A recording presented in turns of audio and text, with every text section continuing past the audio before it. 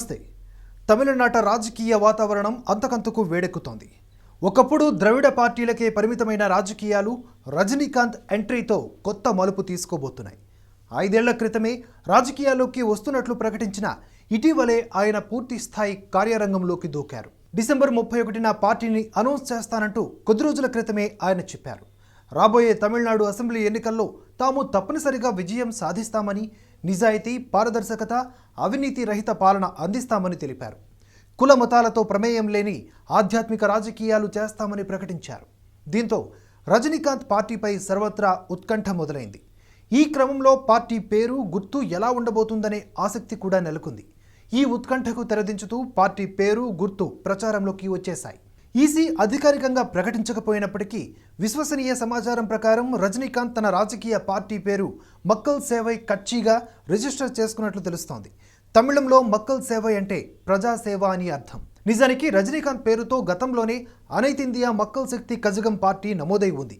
2019 మార్చిలో ఈసీ విడుదల చేసిన రాజకీయ పార్టీల జాబితాలో కూడా ఈ పేరు ఉంది. అయితే ఈ పేరు మార్చాలంటూ 2 నెలల క్రితం ఈసీ ఓ నోటిఫికేషన్ జారీ చేసింది. దీంతో ఇప్పుడు పార్టీ పేరును మక్కల్ సేవై కట్చిగా మార్చాలని కోరుతూ దరఖాస్తు చేసుకోవడంతో కొత్త పార్టీకి ఈసీ ఆమోదముద్ర వేసినట్లు సమాచారం. అయితే కొత్త పార్టీ రజనీకాంత్ పేరు మీద కాకుండా ఆయనకు సన్నిహితంగా ఉండే ఒక వ్యక్తి పేరు మీద రిజిస్టర్ చేయించినట్లు చెబుతున్నారు. నిజానికి రజనీకాంత్ పేరు మీద పార్టీ ఉండాలని చాలామంది భావించారు. అయితే వాటన్నింటినీ తోసిపుచ్చుతూ రజనీకాంత్ తన సన్నిహితుడి పేరు మీదే పార్టీ రిజిస్టర్ చేయడం ఇప్పుడు చర్చనీయాంశంగా మారింది. కొత్త పార్టీకి చీఫ్ కోఆర్డినేటర్గా అర్జునమూర్తిని, సూపర్వైజర్గా తమిళరువి మణియన్ను నియమించుకున్నారట రజనీకాంత్. ఇక రజనీకాంత్ పార్టీ ఎన్నికల గుర్తు కూడా ఖరారైనట్లు తెలుస్తోంది.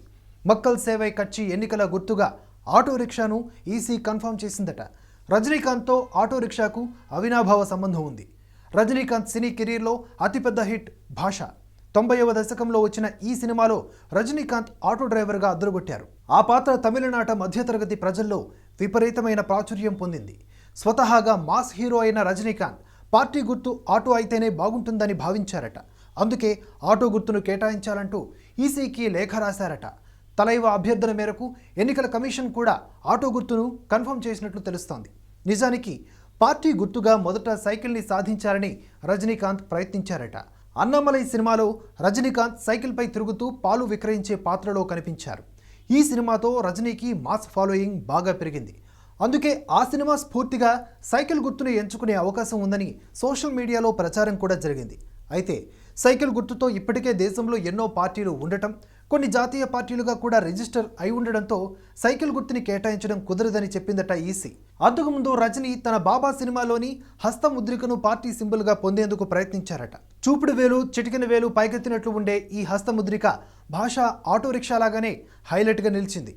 అయితే కాంగ్రెస్ పార్టీ గుర్తు కూడా హస్తం గుర్తే కావడంతో ఓటర్లు కన్ఫ్యూజన్ అయ్యే ఛాన్స్ ఉందని రజనీకాంత్ సిఫార్సును ఈసీ తిరస్కరించిందట. ఇక అధికారికంగా ప్రకటించకపోయినప్పటికీ పార్టీ పేరు, గుర్తు ఖరారు కావడంతో పార్టీని ప్రజల్లోకి తీసుకెళ్లే పనిలో రజనీ అనుచరగణం నిమగ్నమైపోయింది. పార్టీ ప్రకటనకు వేదికను ఎంపిక చేసే పనిలో పడిపోయింది. ఇందుకోసం తిరుచి లేదా మధురై అయితే బాగుంటుందని భావిస్తున్నారట. అయితే కోవిడ్ కారణంగా భారీ బహిరంగ సభకు అనుమతిస్తారా లేదా, అనుమతి ఇవ్వకపోతే ఏం చేద్దాం, అనుమతి ఇస్తే ఎలా నిర్వహిద్దాం అని కూడా ప్రణాళికలు రూపొందిస్తున్నారట. అన్నాథై సినిమా షూటింగ్లో భాగంగా ప్రస్తుతం రజనీకాంత్ హైదరాబాద్లోనే ఉన్నారు. ఈ సినిమా షెడ్యూల్ పూర్తి కాగానే ముందే అనౌన్స్ చేసినట్లుగా ఈ నెల 31న పార్టీని అధికారికంగా ప్రకటించనున్నారని తెలుస్తోంది. అంతేకాదు ముందే చెప్పినట్లుగానే తమిళనాడులోని మొత్తం 234 నియోజకవర్గాల్లో మక్కల్ సేవై కచ్చి పోటీ చేసే అవకాశం ఉందని సమాచారం. మొత్తానికి రజనీ ఎంట్రీతో తమిళ రాజకీయాల్లో భారీ మార్పులు చోటు చేసుకోబోతున్నాయని రాజకీయ విశ్లేషకులు అంచనా వేస్తున్నారు. జయలలిత మరణం తర్వాత తమిళనాడులో రాజకీయ శూన్యత కొట్టొచ్చినట్లు కనిపిస్తోంది. అయితే కమల్ హాసన్ మక్కల్ నీతి మయ్యం ఈ గ్యాప్ను ఫిల్ చేస్తుందని భావించినప్పటికీ వాస్తవానికి అలా జరగలేదు. దీంతో అందరి దృష్టి ఇప్పుడు రజనీకాంత్పై పడింది. ఈ నేపథ్యంలో ఆయన పార్టీ పేరు, గుర్తు ప్రచారంలోకి రావడంతో తమిళ రాజకీయాలు మరింత వేడెక్కాయి. ఓవైపు అప్పుడే పుకార్లు కూడా బయలుదేరాయి. బీజేపీ ఒత్తిడి కారణంగానే రజనీకాంత్ రాజకీయ పార్టీని ప్రారంభిస్తున్నారన్న టాక్ కూడా మొదలైంది. అయితే ఈ పుకార్లను బీజేపీ పార్టీ సీనియర్ నేత, మాజీ మంత్రి పొన్ రాధాకృష్ణన్ తీవ్రంగా ఖండించారు.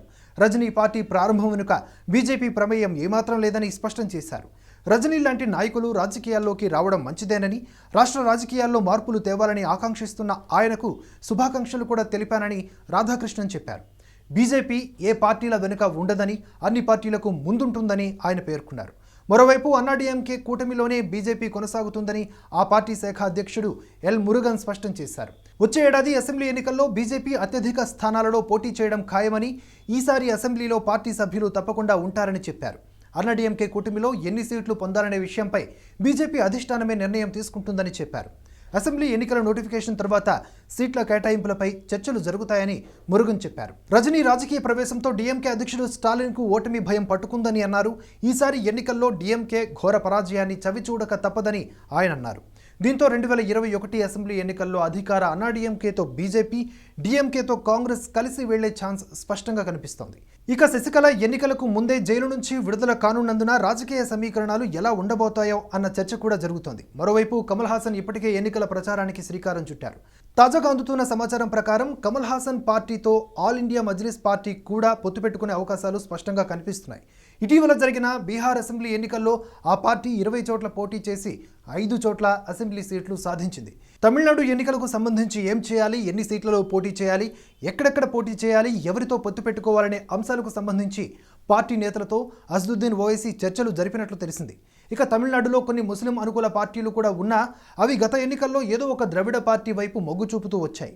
Indian union Muslim league, Indian national league, Manithaneya Makkal Katchi, Manithaneya Jananayaka Katchi, all India Muslim league, Tamil Nadu Thowheed Jamath లాంటి పార్టీలన్నింటినీ ఏకం చేసి కమల్ హాసన్తో పొత్తు పెట్టుకుని ముందుకు వెళ్లాలనుకుంటున్నాడట అసదుద్దీన్. తమిళనాడులోని వెల్లోర్, రాణిపట్, తిరుపత్తూర్, కృష్ణగిరి, రామనాథపురం, పుదుక్కోటె, తిరుచి, మధురై, తిరునల్వేలి జిల్లాల్లో ముస్లిం జనాభా ఎక్కువగా ఉంది.